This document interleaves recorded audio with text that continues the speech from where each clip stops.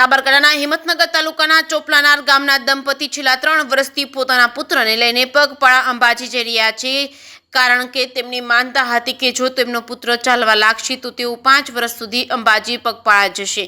3 વર્ષ પહેલા તેમનો પુત્ર ખાટલો પકડીને ચાલવાનું શરૂ કર્યું હતું, ત્યાંથી હવે દર વર્ષે તેઓ શ્રદ્ધાપૂર્વક યાત્રા પર નીકળે છે। હવે યાત્રાના 2 વર્ષ બાકી છે। તેઓ આશાવાદી છે કે આવતા 2 વર્ષમાં તેમની માનતા પૂર્ણ થશે, બાળક સંપૂર્ણપણે રીતે ચાલવતો થઈ જશે। અખંડ શ્રદ્ધાની અનોખી કહાની સાબરકાંઠાથી અંબાજી સુધીનો સંકલ્પ છે। કેસી ગુજરાતી સાથે અશોક નાઈ, સાબરકાંઠા।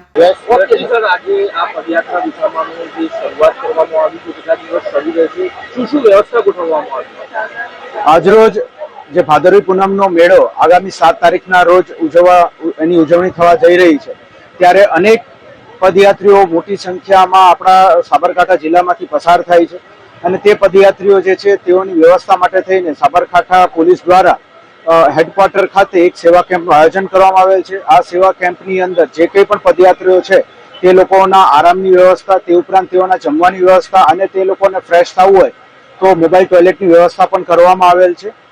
24 કલાક આ સેવા કેમ્પ શરૂ રહેશે અને આગામી 7 તારીખ સુધી આ સેવા કેમ્પનું આયોજન કરવામાં આવ્યું છે।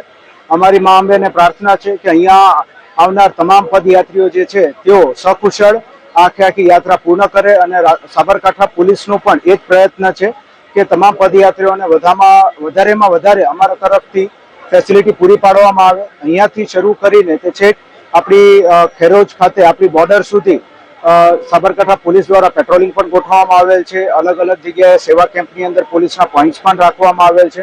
ટ્રાફિક મેનેજમેન્ટ સુચારુ રીતે થાય એના માટે થઈને વ્યવસ્થા પણ કરવામાં આવેલ છે। મોટી સંખ્યામાં રિફ્લેક્ટર જેકેટ્સ અને રિફ્લેક્ટર્સ જે છે તે પોલીસને પણ આપવામાં આવેલ છે અને પદયાત્રીઓને પણ આપવામાં આવનાર છે, જેથી રાત્રિ દરમિયાન તે લોકો ચાલીને જતા હોય તો મોટા વાહનોને તે ઇઝીલી દેખાઈ જાય। અમારી પણ સર્વે પદયાત્રીઓને વિનંતી છે કે આપ સૌ લોકો જે પોલીસ દ્વારા જે કંઈ પણ સૂચના આપવામાં આવે તેનું પાલન કરો, રોડની સાઈડમાં ચાલો। કોઈ પણ એવી અત્યારે ખૂબ મોટી સંખ્યામાં વરસાદ થઈ રહ્યો છે ત્યારે જે જગ્યાએ વોટર બોડીઝ છે, નદી છે, નાળા છે, નહેર છે, તળાવ છે, તો ત્યાં કોઈ પણ કારણસર નજીક જાઓ નહીં, કારણ કે અનેક જગ્યાએ ગારો થઈ ગયો છે, પાણી ઊંડા થઈ ગયા છે, તો આપ ત્યાં જાઓ નહીં, દૂર જ રહો અને ખૂબ જ સુરક્ષિત રીતે આપ આ સંપૂર્ણ યાત્રા ભક્તિભાવપૂર્ણ પૂર્ણ કરો તેવી અમારા સાબરકાંઠા પોલીસ ટીમ તરફથી શુભેચ્છા છે।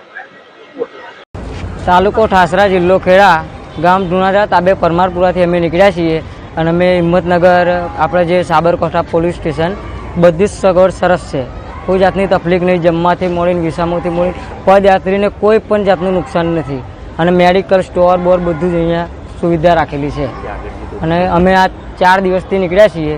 આજે અમારી 5મી નાઇટ થાય છે। જબરજસ્ત તૈયારી છે।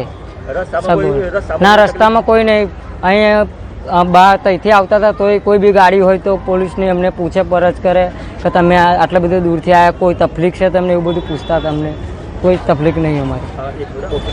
છેક અંબાજી જઈએ ત્યાં સુધી અમને ફૂલ સેવા આપે છે પોલીસવાળા અને આભાર માનીએ છીએ એમનો। શું નામ તમારું? ગોપાલ કુમાર ભુરાભાઈ પરમાર।